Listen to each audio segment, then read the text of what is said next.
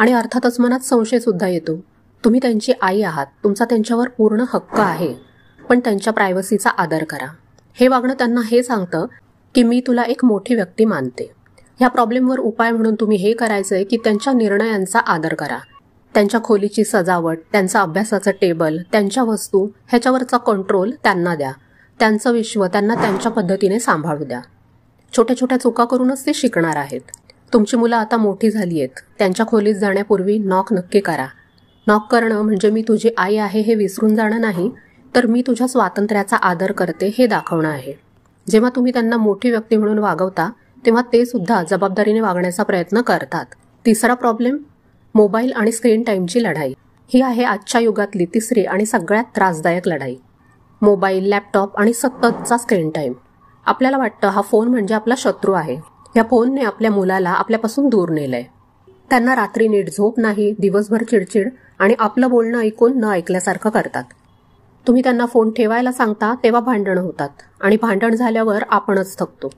आता हा फोनचा प्रॉब्लेम खरं सांगायचं तर अगदी लहानापासून मोठ्यापर्यंतच आहे. त्यामुळे तो हँडल करायला तितकाच कठीण पण होऊन बसलाय. तर करायचंय काय? तू फोन ठेव असं म्हणण्याऐवजी एक फॅमिली झोन तयार करा. उदाहरणार्थ रात्री जेवणाच्या वेळी किंवा घरात टीव्ही बघताना सगळ्यांचे फोन एका बाजूला ठेवले गेले पाहिजेत. नियम सगळ्यांसाठी सारखा असला पाहिजे. तुम्हालाही तुमचा फोन बाजूला ठेवावा लागेल. तर हे काम कसं करतं? तुम्ही स्वतः फोन बाजूला ठेवल्यामुळे तुम्ही एक चांगला आदर्श बनता. त्यांना एकट्याला त्याग करायला लावणं बंद करा. सगळ्यांनी मिळून ब्रेक घ्या. आणि जेवताना तुम्ही स्वतः टीव्ही बघताय पण मुलांना मात्र फोन घेऊ नको म्हणून सांगताय, हे ह्या वयातली मुलं तरी नाही ऐकणार. तुम्ही स्वतः काय करताय हे सगळ्यात महत्त्वाचं आहे. तुम्ही दिवसभर फोन बघत असाल तर मुलांना उपदेश देणं थांबवा. थोडा का होईना वेळ, पण फोनशिवाय एकत्र घालवा.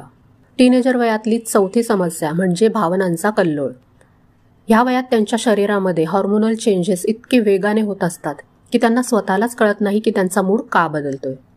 आज हसणारी मुलगी उद्या तुमच्यावर लहान गोष्टीसाठी चिडते. नेहमी बडबड करणारा मुलगा एकदम शांत होऊन बसतो. ह्याच्यामुळे आपल्यालाही राग येतो, दुःख होतं. आपण त्यांच्यावर प्रेम करतो, काळजी घेतो आणि हे त्यांचं वागणं असं आपल्याला वाटतं. आपल्याला लगेच हे वाटायला लागतं की हा माझ्यावर पर्सनल अटॅक आहे आणि ह्यामुळेच भांडणं वाढतात. म्हणूनच जेव्हा मुलं चिडचिड करतात तेव्हा स्वतःच्या मनात लगेच पॉजचं बटन दाबा. त्यांच्या रागाला पर्सनली घेऊ नका.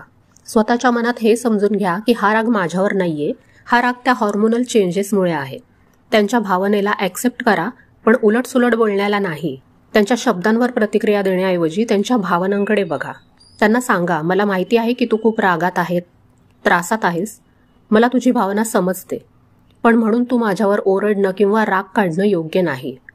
तू माझ्याशी अशा प्रकारे